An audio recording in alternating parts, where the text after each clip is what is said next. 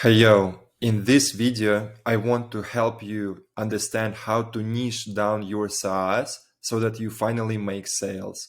And if you are like doing under $100 MRR, watch this one.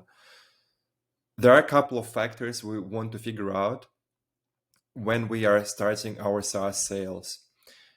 Many founders, especially with their first startups, they want to go for these broad markets because there seems to be more money in this. Look, most likely you don't have VC funding.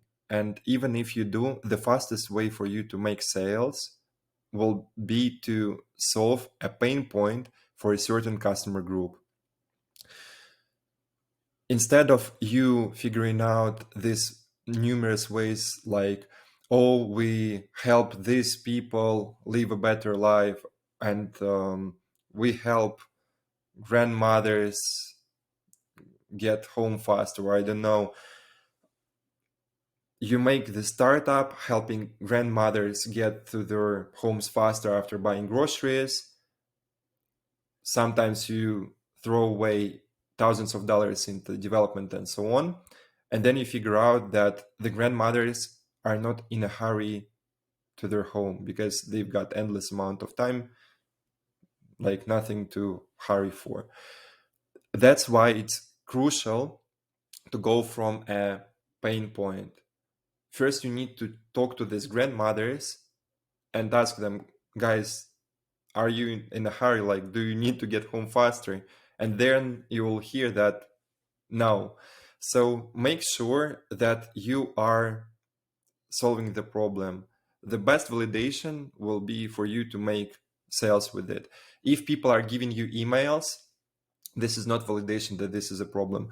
Ideally, you've been struggling with this yourself for a few months and it was a pain in the ass for you.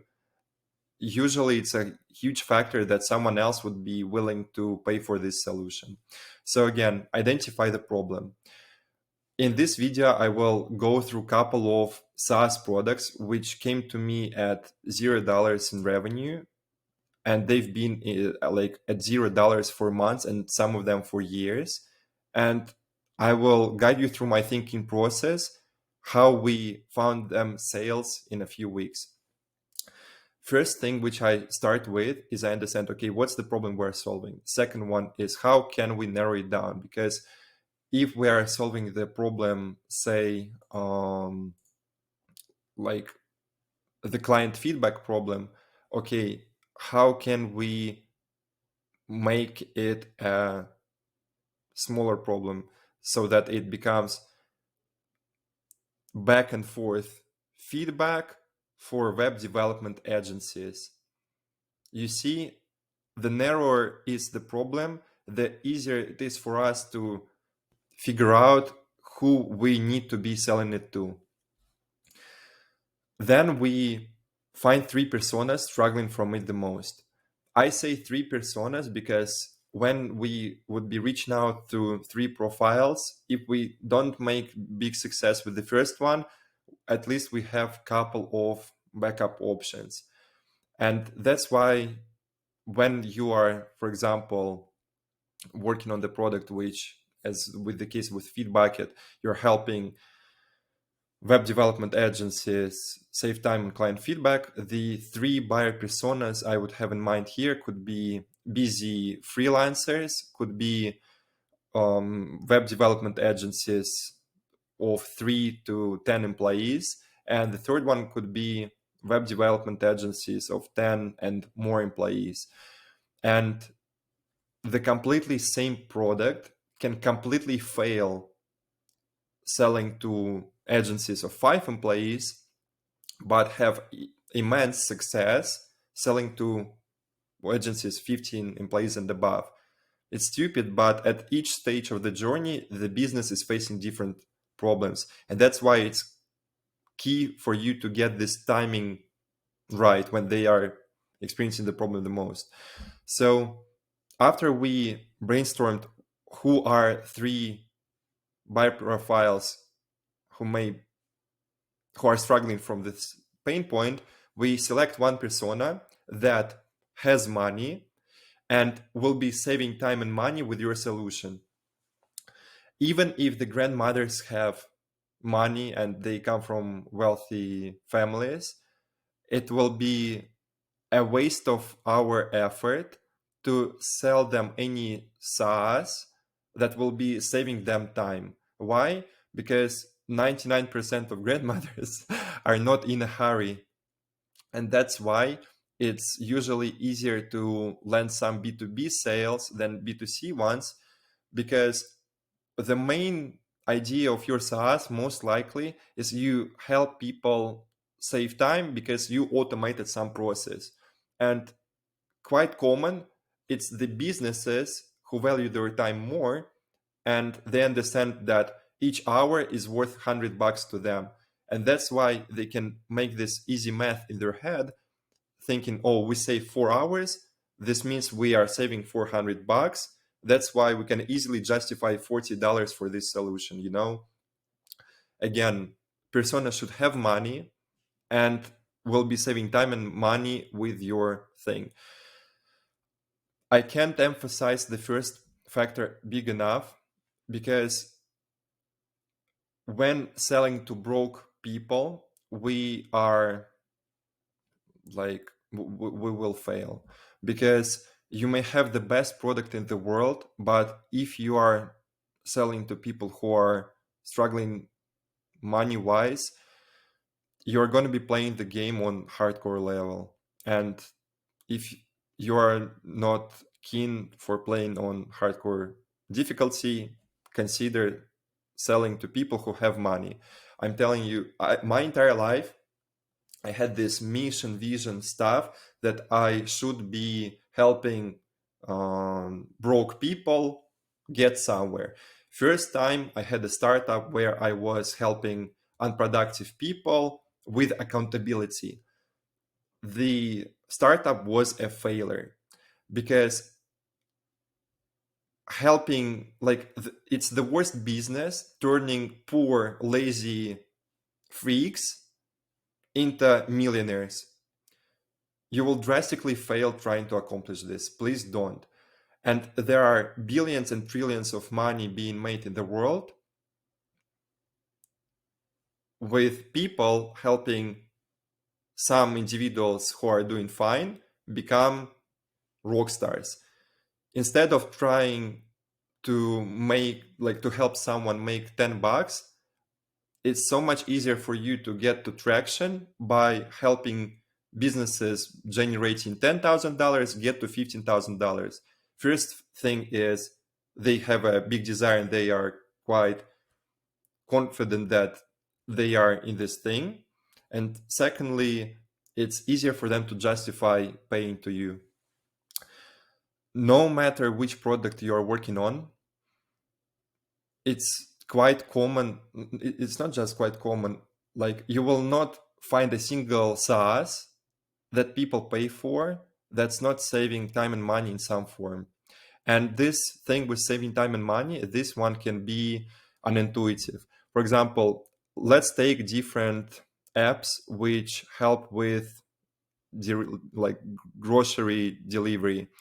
And imagine I'm the person who is not using any app to get groceries to my house, and I am paying some alternative costs by me going to the store, spending time in the store, then figuring out what I need to buy, and then going back.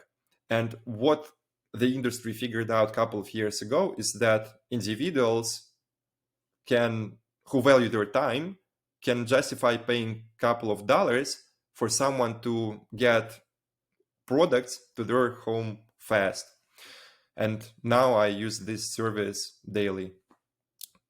Again, person should have money, because otherwise you're playing on hardcore difficulty, and you have to figure out how you are helping them save time and money. The easier it is for you to show your ROI, the easier it is for you to make sales. I'll put this down as easy to communicate ROI, easy sales. Perfect. And then there is another thing in which another 85% of founders fail. And this is keep pushing until you make 20 demos. What happens nearly all the time is that the founder thinks, yeah, sure, they have money. This seems to be the right product for them. Enthusiasm is everywhere. Then some, like the first person tells you to fuck off. The second person tells you to fuck off. Then it's not so much enthusiasm anymore. Then you go take a break for a couple of days. You come back next week. Couple more people reject you. I've been through it multiple times, and unfortunately, it ended up in me shutting down my ventures. And I see it time and time again with other founders.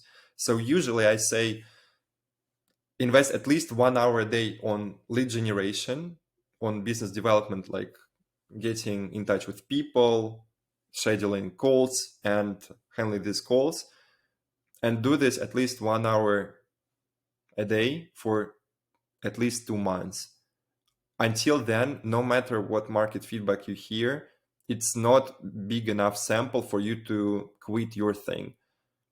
If you are confident that you are serving these people and you're helping them generate more money by saving them money at some other point, just keep iterating and testing different messages, or contact me and I'll help you make this. Keep pushing until you make 20 sales. If you quit too early, you'll be 1 out of 99 startups who quit too early. It takes a coach or a guy like me who will tell you this will work to overcome this challenging period. And I understand if, for example, I would be a founder now and I wouldn't have such Denis guiding me, it would be a much more difficult journey for me. You know why? Because when there is no one telling you that keep doing this, it will work, you're always questioning whether you're going in the right direction or not, you know? So keep pushing until 20 demos. If you don't make a single sale in these 20 demos, high chance your solution is not the right fit for this buyer persona. And before you quit, again, do at least 3, keep testing on 3 buyer personas. So this would be 60 demos in total until you decide to stop paying for your domain and shut down your startup. Now I want to showcase you a few examples of how startups came to me doing $0 in revenue for 5 to 14 months and what I did to get them sales fast.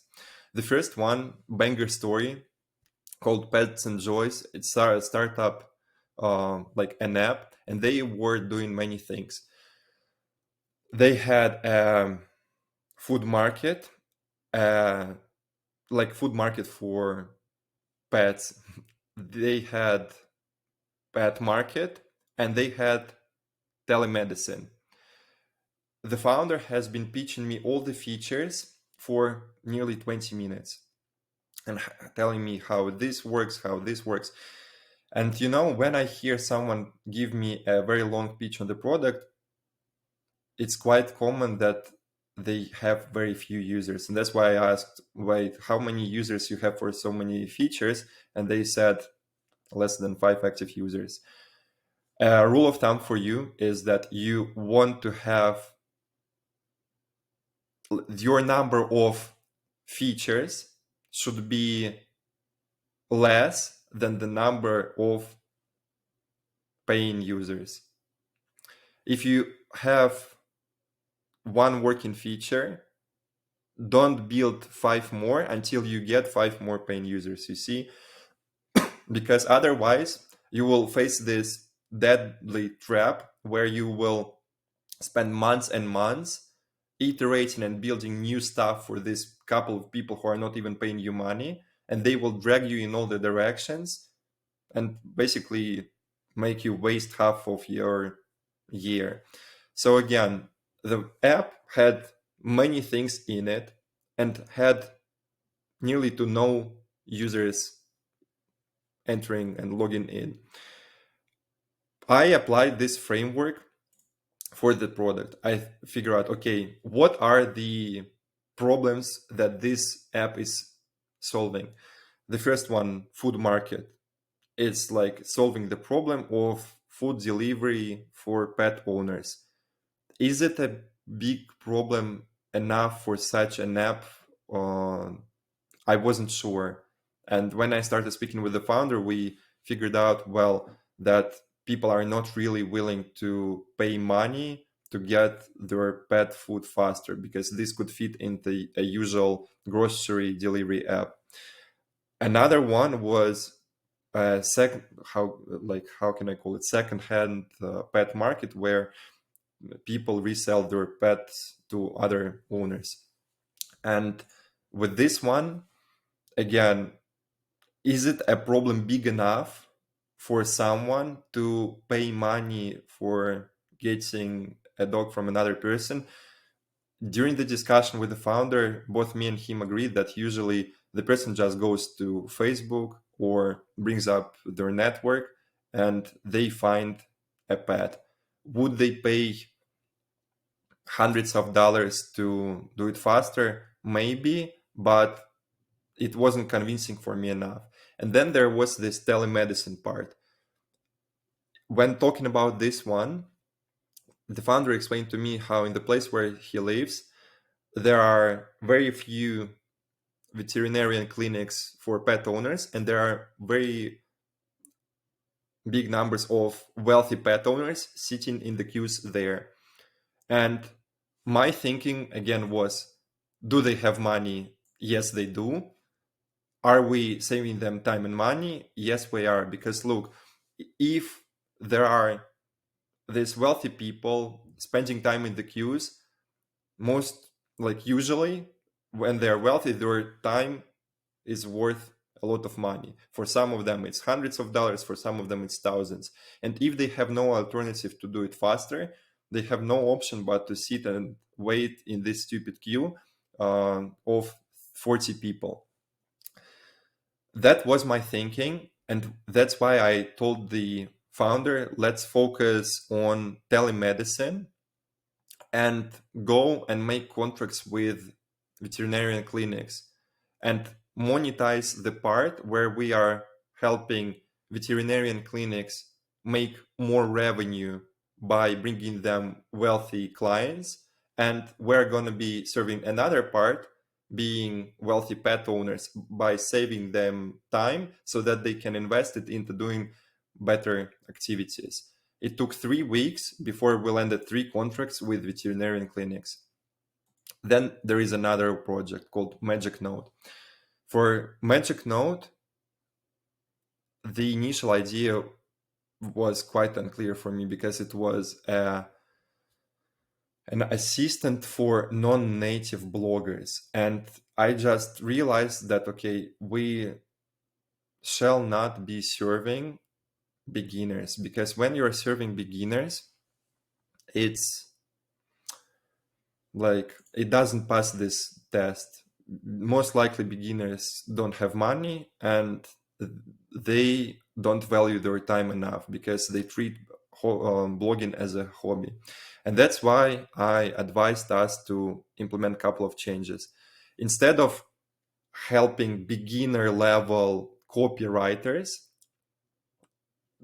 get somewhere on Medium, not this even, beginner copywriters get tips on their language and on their writing. I said, let's focus on copywriters who are doing fine on Medium and have some traction with a couple thousand readers, and let us create the best SEO advising tool so that they can get to a new level. For the pitch has become quite straightforward. For all the writers doing 2 to 5,000 in their visits to their blog posts, we were saying to them that we are going to get you to 10K.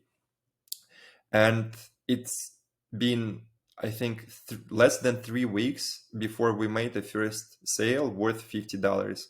How did we do it? We identified the problem. We changed the problem because with this, like, my main idea was that for the app, which is helping non-native bloggers with their writing, the problem is not big enough. And even if some people do face this problem, it's going to be super hard time for us to get in touch with them and schedule calls with them on a consecutive basis. And I will even put another one here, being 6. Can we reach them on a systematic basis? I'll leave it here again because we may be solving a problem for this non-native medium beginner bloggers, but if you ask me how can we find enough of them so that we schedule 5 to 10 calls every week, I will struggle to tell you the answer. And that's why you want to ideally be solving a problem which is repetitive, and you want to be solving a recurring problem to make recurring revenue. And secondly, you have to have a clear persona who is facing this issue, who you can find every day. Then going to Feedbucket, the situation there was that the founder was selling below $10 a month. And my rule of thumb is that we never go below $19 a month for subscriptions. Why? Because I have experience of, well, I'll tell you the story. I had a product. I was selling lifetime deals for $10. I made 20 sales, and then I launched the product. I said the product is live, come use it. Out of 20 people, 10 never showed up and never got back to me to reply to my messages. Out of the other 10, only 5 people made an account, and they shortly churned in 1-2 weeks. So when you make sales of less than $19, the sum is so low that it's sort of zero validation for you. And that's why I try to go with at least 19, and usually in the range between 39 to a couple $100. Because when people are giving you from 40 to a couple $100, it's a higher chance that they will be using your solution and that they are the user that you need. It's so easy for you to fail your startup by onboarding the wrong users. And the higher your pricing, the lower is the risk that you will grow your startup in the wrong direction. Some startups even do land these early sales, but they land them for low pricing. This brings all kinds of users who are semi-interested in the product. Then you start listening to their feedback. They drag you in all different ways. And this ends in you shutting down your venture, because after a couple of months of you building in sweat, it appears that no one really needs your solution that much. And that's why my methodology is completely focused on us selling to people. There may be fewer of them, but all of them would be paying users.